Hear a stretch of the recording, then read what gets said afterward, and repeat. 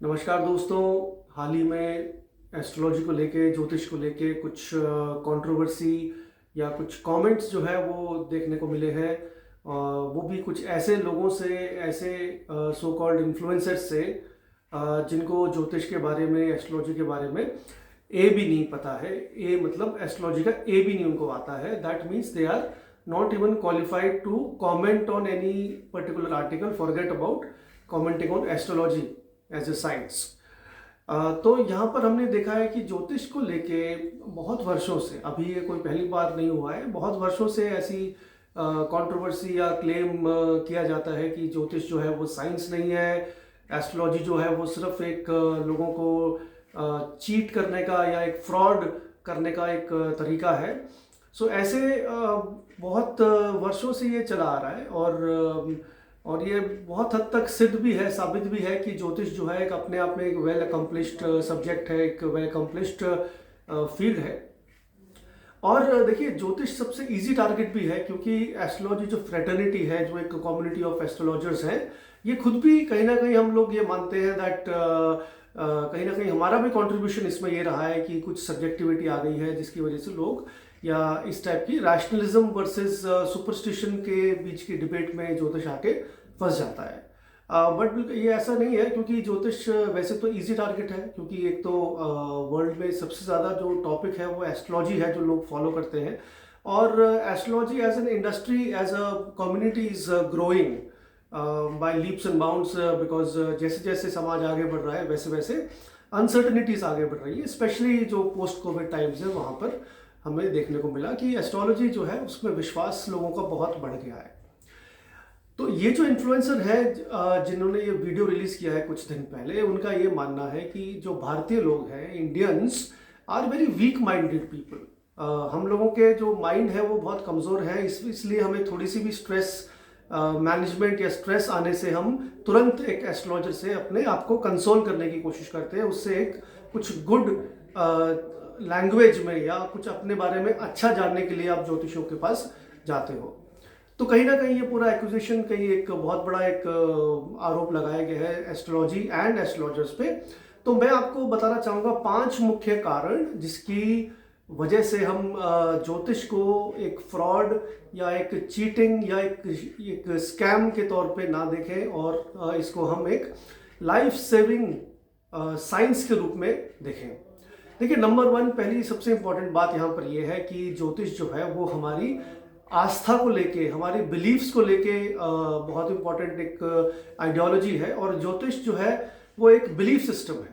It is not something कि आप उसको स्ट्रेस के लिए यूज़ कर रहे हो। Beliefs are there. आपकी एक चीज़ जो बिलीफ आपकी बन गई है, कन्विक्शन बन गई है, वो कन्विक्शन आपकी, it is not that whether it will be subjected to blame. So वो बिलीफ का पार्ट है। बिलीफ जो है वो ना तो सही होते हैं ना गलत होते हैं। Beliefs are beliefs, it is your conviction, and astrology is part of the belief system of Indians for a very long time. तो इसीलिए यहाँ पर बिलीफ को चैलेंज करना कि जो इंडियंस का जो बिलीफ सिस्टम है वही गलत है, I think that only speaks very low of the person who is making such claim.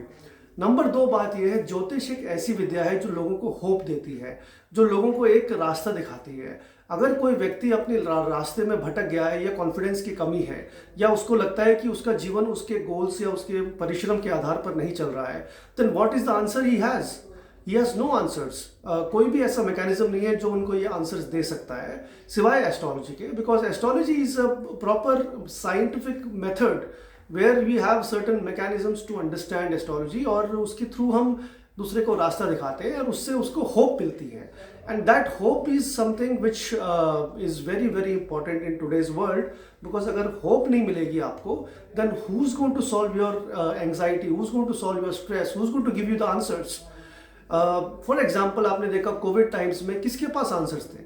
Who gave you the answers कि ये कब खत्म होगा, आपकी मेडिसिन कब आएगी, how will things proceed, and everything, whether it is science, whether it is superstition, आप किसी भी चीज को कह लीजिए, but there was a total radio silence from everybody. So यहाँ पर अनसर्टेनिटी जरूर बढ़ी है, लेकिन ज्योतिष जो एज माध्यम है, एक रेमेडी का, एक प्रॉपर चैनल का कि कैसे लोगों को आप पॉजिटिवली गाइड कर सकते हैं, that has really grown very highly in the last few years. In fact मैं अपने खुद के एग्जांपल्स आपको मैं अगर बताऊं तो कोविड के टाइम पे भी हमने जो रेमेडीज़ लोगों को दी हैं with God's blessings, everything, those remedies have worked out well, and we could save lives of people through the remedies. So see, it is a collaborative effort. कोई भी कम्युनिटी को आप डाउनग्रेड नहीं कर सकते कि ये कम्युनिटी एस्ट्रोलॉजी खराब है, मेडिकल साइंस को आप साइंस मानते हो, ज्योतिष को नहीं मानती, that's very wrong. So first reason जो मैंने आपको बताया, ये हमारा बिलीफ सिस्टम है। Second important is it is a science which gives everybody hope that there is a better tomorrow. So please get up and start working, अपने कर्मा को better करिए, so that there is something new which is coming as per the planets, and make use of that opportunity. तो दूसरा कारण प्रमुख यहाँ पर ये है। तीसरा कारण यहाँ पर ये है कि जो ज्योतिष है वो भारतीय संस्कृति का बहुत ही इम्पोर्टेंट पार्ट रहा है। लगभग 4000 वर्षों से ज्योतिष इस देश में भारतीयों द्वारा फॉलो किया गया है। और यहाँ पर एक जो बहुत इम्पोर्टेंट बात है जो लोग मिस कर जाते हैं वो ये है कि ज्योतिष was never used as a tool of prediction in Indian culture, in Hindu culture. ज्योतिष हमेशा एक वे ऑफ लाइफ की तरह यूज़ किया गया है, ताकि अपनी लाइफ को हार्मनी में आप अपने नेचर के साथ कनेक्ट कर सके, चाहे वो आपके खाने की आदतें हो, चाहे आपके वो वास्तु की डायरेक्शंस हो, कोई भी इस प्रकार की चीज़ें हो, उससे आप उसको कन्वर्ट या कनेक्ट कर सकते हैं, and basis that you will get the results as a way of life. तो इसमें आप देखेंगे हेल्थ मैटर्स में भी हमने जो हमारी किस प्रकार की दवाइयाँ, किस प्रकार के खाना, हमारी बॉडी हेल्थ या योगा, वो सब चीज़ें जो है कहीं ना कहीं ज्योतिष और प्लैनेट से कनेक्टेड है। वास्तु डायरेक्शंस भी ज्योतिष से कनेक्टेड है। अपने घरों की डायरेक्शन क्या होनी चाहिए, इंपॉर्टेंट मुहूर्त जो है लाइफ के अंदर की कितने बजे क्या काम करना चाहिए, sunrise sunset, everything is a natural clock with the distance between sun and moon. उसके आधार पर हम अपनी लाइफ को जीते आए हैं। सो उस पूरी पद्धति को, उस पूरी आइडियोलॉजी को हम कंप्लीटली वाइट वॉश नहीं कर सकते कि Indians are mindless people. In fact, Indians were the first culture जो कि spiritually maximum evolved रही है ancient times के अंदर. So that time we were knowledge and spiritually we were at the top of the world. लेकिन उसको अब degrade करके कि that astrology is fraud, is business, I think that is something which is very very wrong and it should not be done. Next important parameter is that जो ज्योतिष है वो legally Bharat के अंदर, भारत के जो माननीय सुप्रीम कोर्ट है, उन्होंने 2004 में इसको साइंस का दर्जा दिया हुआ है, और इसके बाद 2011 में बॉम्बे हाई कोर्ट ने भी इसको साइंस ही माना, एक विज्ञान माना है ज्योतिष को। तो ज्योतिष की जो कैलकुलेशंस है, जो मैथमेटिक्स है, जो भी अलग अलग प्रकार की जो चीज़ें हैं, वो ज्योतिष जो है it is a scientific discipline. So it is completely false to say that astrology is not a science. मेरे को तो यहाँ पर देख के हंसी आई, सुन के हंसी आती है कि एक नेसेयर या एक कॉमन पर्सन जिसको ज्योतिष के बारे में कुछ भी ज्ञान नहीं है, वो कमेंट करके चले जाता है, and that person has done no research on what astrology is.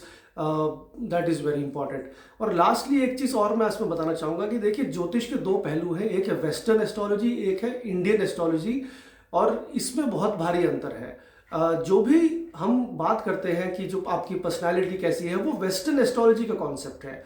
वैदिक ज्योतिष जो है या फिर जो हिंदू ज्योतिष है, इंडियन एस्ट्रोलॉजी जो है, that works on the concept of ayanamsa. और जब आप अयामशा लगाते हो तो आपके जो ज़ोडिएक साइंस है, नंबर 1, एक तो वो बदल जाते हैं, उनकी डेट्स बदल जाती है। Every year there will be a different date of wearing, और 2-3 दिन का फर्क आएगा, लेकिन हर वर्ष जो ज़ोडिएक साइन का जो डेट्स होते हैं वो बदल जाती है। तो इससे आप कभी भी कंपेयर नहीं कर सकते वेस्टर्न एस्ट्रोलॉजी को और इंडियन एस्ट्रोलॉजी को। This is completely without a doubt it is not relevant comparison, और ये होना भी नहीं चाहिए, बिकॉज उनकी जो पद्धति है, उनका जो सिस्टम है, that is very different and very archaic, I should say unscientific system है वेस्टर्न एस्ट्रोलॉजी का। एंड उसको बेस बना के आप पूरी एस्ट्रोलॉजी को एक ब्रांड नहीं कर सकते कि west astrology doesn't answer only your personality types you can give predictions. वो तो एक काउंसलिंग स्किल्स हैं आपकी, उन काउंसलिंग स्किल्स में आप लोगों से बात करते हैं, you want to motivate them, but उसके पीछे जो मोटिवेशन थेरेपी के पीछे जो पूरी विद्या है वो एक प्रॉपर साइंटिफिक टूल है हमारे पास। And let's not forget that ज्योतिष जो है वो एक खुद भी साइंस है अपने आप में, क्योंकि देखिए यहाँ पर एस्ट्रोनॉमी जो है that is very important as a subject, जहाँ पर हमें इसको रेफरेंस लेना पड़ता है। साथ में मैथमेटिक्स का यूज़ किया जाता है जब आप कॉम्पिटिशन्स करते हैं ऑफ मेकिंग ए हॉरोस्कोप। सो यहाँ तक तो आप पूरी साइंटिफिक पद्धति को फॉलो कर रहे हैं। And after that, you are using geography, latitude, longitude to see the position from that particular location से धरती की position और बाकी प्लैनेट्स की पोजीशन क्या है। So this is all scientific. और इसके बाद भी जैसे एक साइंटिस्ट जो है उसको समय लगता है अपनी साइंस के एक्सपेरिमेंट्स को बेटर करने के लिए, उसी तरीके से एक एस्ट्रोलॉजर को भी समय लगता है with age, with maturity, with experience. Even an astrologer reinvents himself और हरसेल्फ, और वो भी अपनी पद्धति को और बेटर करते हैं। तो यहाँ पर देखने वाली बात यह है कि जो हिंदुस्तान में भारतवासी जो है, हमने हमेशा ज्योतिष को एज अ कर्मा अलाइनमेंट, या इसको हम कह सकते हैं कर्मा करेक्शन जो है उसके तौर पे यूज़ किया है। कभी भी हमने इसको फोरकास्टिंग टूल नहीं माना है। अनफॉर्चुनेटली आज के ज़माने में क्योंकि क्वेश्चंस इतने हैं और आपके पास कई बार आपके पास ये फोरकास्टिंग टूल की तरह यूज़ किया जाता है, सो उसमें कुछ डिस्क्रिपेंसी ज़रूर आ सकती है, बिकॉज आप ultimately it will differ from one astrologer to other, because उनकी कितनी रिसर्च है, कितना अध्ययन है। Just like two scientist they can come to different conclusions after seeing the same data size and sample size.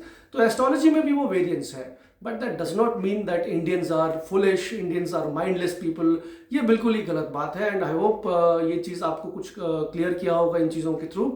And I wish you all the best. Thank you.